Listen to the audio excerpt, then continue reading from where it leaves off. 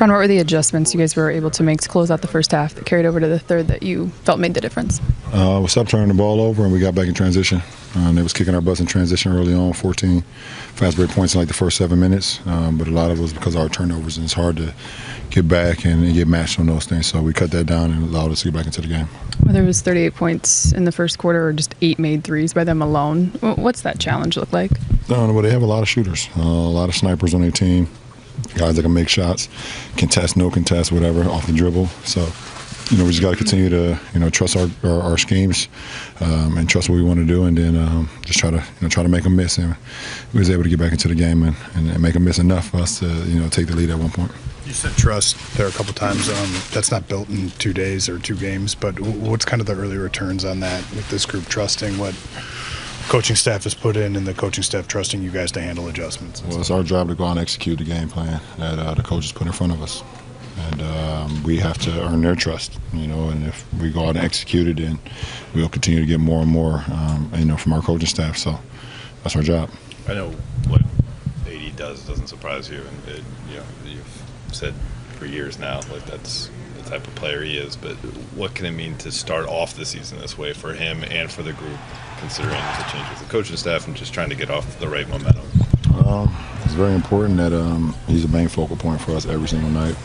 Offensively, we know what he's going to do defensively, but offensively we have to find him in multiple places on the floor throughout the whole game, and we've done that through 2 games. What did you see from AR tonight?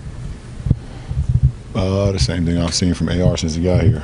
Just an ultra competitor, makes big-time shots, and doesn't shy away from the moment.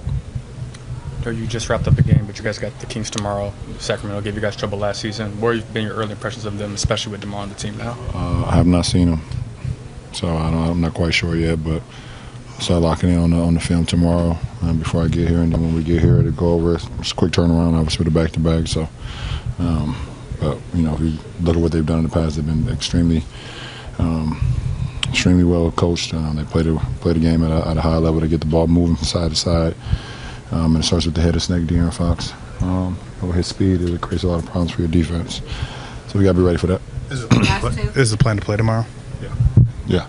I'll plan every game. See what happens if I don't. Last question. To be down as much as 22 and specifically just knowing the firepower that Phoenix has, what did that uphill battle look like and how were you guys able to overcome? Just getting stops in the half court. We were doing a good job of that. We shot the ball extremely well in the first quarter. And then, transition points, we were turning the ball over early in that first quarter, which led to, transition points. They had 14 in the first quarter, if I'm not mistaken. And we just cut that down in the second quarter and in the second half and made them score in the half court, which I think we did a pretty good job of defending in the half court. And then, just slowing down offensively. Taking our time, and we made some big plays. Obviously, a lot of talk about you being that offensive hub. Do you feel a different responsibility out there right now? I don't know. I'm just going out there playing basketball. Obviously, the team is doing a good job getting me the ball in my spots, and it's easier when guys are making shots and making plays. It just kind of opens up the floor for me. We put in a lot of good schemes where we open the floor for myself, Brian, AR, D'Lo, and we just operate, make the right play. So I think the positions I'm getting the ball, just being effective. Only 2 Lakers prior to this season started off a year with consecutive games of 35-plus points. Can you name them? Kobe, Wilt, Kareem, Shaq. Nope. James Worthy. Nope. LeBron. No. The Raptors sometime. Jerry West. There's one. Elgin Baylor. So to join. Cut that part out where you said Elgin Baylor. To join those names, obviously there's so much history with this franchise, but does it make you think about what you're accomplishing here, or maybe what you could accomplish with what's left of your Laker tenure? You said that like I'm about to. Check your phone. No, like I said, I think it's just the way the team is playing. guys are making big-time shots. We're making the right plays. Obviously, the schematics that Jay put in, it's just helping me out, helping everyone out, and we just have so much space, and we're having fun doing it. That's one of, our pillars is joy, and we're just having fun playing basketball. And even when we were down 22, and no one was pointing a finger, no one was rattled. We just settled into the game and just knew what we had to do, and we ended up doing it. But we're just having fun playing basketball, and for me, I'm just trying to do whatever I can to help the team win while having fun while doing so. When you get a new coach and you put in new systems and new philosophies, so much of it is trust and building trust in what's being coached and his trust in you guys. What of these 2 games do you think, what has it done for your guys' trust in the system? Yeah. Well, the other night, Tuesday, just executing the game plan to a T, trusting the defensive schemes. And, tonight, obviously a different type of game, down 22. And that's when the trust has to really kick in. The coaching has to kick in. And I think, Jay coming into the huddle, halftime, just telling us we're already settled down. We're doing, we know what we're doing wrong. Turnovers, transition. We're getting good looks. Just chip away. We're not gonna get all back at one time. So him not panicking, obviously, makes us not panic, and we were able to walk them down and then eventually take the lead.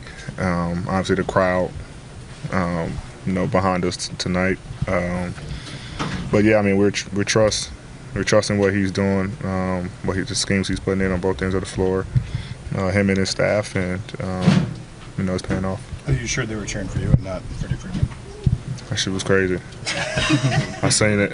I was actually checked out for a second and looked up, and LeBron was just listening, the way the ball sounded when he hit it. It was, yeah. But they didn't show it at that time when they was cheering for us. But it was go Dodgers. Yeah, why not? You and Austin, the 2-man game tonight, he had 26 points, 8 assists. I think 5 or 6 of those were to you.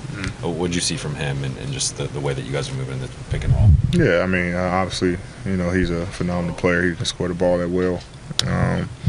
Great at drawing fouls. Then that 2-man game, just trying to, they're not going to go under him, because he can shoot the ball extremely well. So, when they have to chase and he's getting downhill, playing one-on-one against a big, and now his guard usually a small. His guarding me is, it's tough to defend, and his ability to, play make. Same just how, me and Bron kind of doing our 2-man game. So it was a great team effort. I mean, everybody contributed. Rui hit big 3, Gabe, Bron with big plays, with the scoring and defense talking. And, I think Jackson played well. I think it was just a team effort, but we try to cut down, to what we want to do late game. We had this late game package, and it was just something that was working tonight. Last question. You mentioned Jackson. It seemed like you guys played alongside each other even more than Tuesday's game. How does that chemistry develop, especially after preseason? And I guess what did you make of those minutes together tonight? Yeah, I mean, it's just a different look that we found to be effective on both ends on the floor. You got both of us crashing, getting extra possessions, allowing me to play on the perimeter. Defensively, 2 rim protectors, 2 rebounders. We were able to switch, across the floor. It's just a lot that we can do. We had some great minutes with me and him, at the 4 or 5 tonight. Also Tuesday as well, but I think he just played extremely well tonight. And if we keep doing what we're doing, with that two big lineup, then I'm pretty sure we'll get to a lot more. You played crunch time, and JJ afterwards was asked about it and just kind of talked already. Clearly, it seems like he trusts you and just says you're the same every day.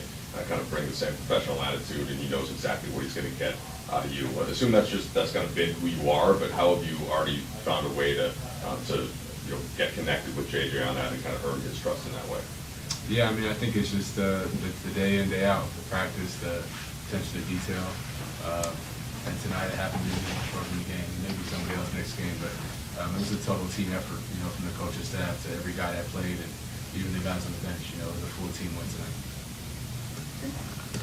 Hey Gabe, Dalton only ended up finishing with 8 points, but how big were those buckets of his in that second quarter with that group when the tide started to turn there? It's huge. It's huge. I mean, I think it's always tough, as a rookie to come in and be impactful, right? Like, a lot of rookies play, but it's hard to be impactful. And I think he came in and was impactful, not just with his shot making. He did a couple other really good things on the floor. His progression's been great. Looking forward to the year he's gonna have. Hey, what's up, Dave? The thing I really liked about you guys, over the course of these last 2 games is the way the ball has been popping, and then also you making extra pass. You pass up a couple of opportunities and shots, and that's been, with the whole team, just making the extra pass. How have you felt like that's been compared to the last year you was here? Yeah, I mean, I think we've made a concerted effort to be unselfish. I think, we also have a lot of talent on this team, and a lot of guys that can go make tough shots and be tough shot makers. And, when we do move it, it just makes it a lot more difficult for the defense to guard a bunch of these guys on closeouts instead of having a set defense of, 10 odds on. So, the offense has been great. When we execute it, looks beautiful. We need to lose. Two-part question here. How important are games like this for you guys to go down by such a large margin and come back and kind of regain composure and to win? And then also, what did you see from that big shot that you hit? Can you kind of just take us through the three-point like that? Yeah, I think it's very character building. I think we had an opportunity to change our approach and to make an adjustment, and we did. And fortunately enough, we did it in time to still put ourselves in a position to win this game. So that was great. My shot was just timely. Brown made a great decision, great find. We had a good stretch of stops, and it was a good run. And I'm glad I was able to knock that down. Okay, can you just talk about just like the way that AD is kind of just setting the pace for you guys and getting you guys going early so far in these first 2 games? Yeah, I mean, AD does so much for us on both ends of the ball. We got a defensive player candidate for the year, and we got an MVP candidate in him as well. So he does so much on both ends. He plays a lot of minutes. In many ways, we go as he goes. So we're definitely fortunate to have AD on our side. Come on. You got to spot the Dodgers, did you? Yeah. So when you start to hear that roar, and of course you're locked in on the game, right? About this point, the Lakers-Dodgers kind of connection. How did you kind of figure that out? Just knowing that game was, how did you guys process that whole thing? I didn't know what was going on. I've been blessed to be a part of a few LeBron moments the last year I've been here, so I didn't know if there was another milestone he did or something. I was kind of just like, we gotta get this stop. I was very much just into the game, but when they did show the clip, it was cool to catch that grand slam, hell of a play, great win for LA tonight. Well, you were a soccer guy growing up. Did you play baseball too? I touched it a little bit, but it was a little too slow paced for me.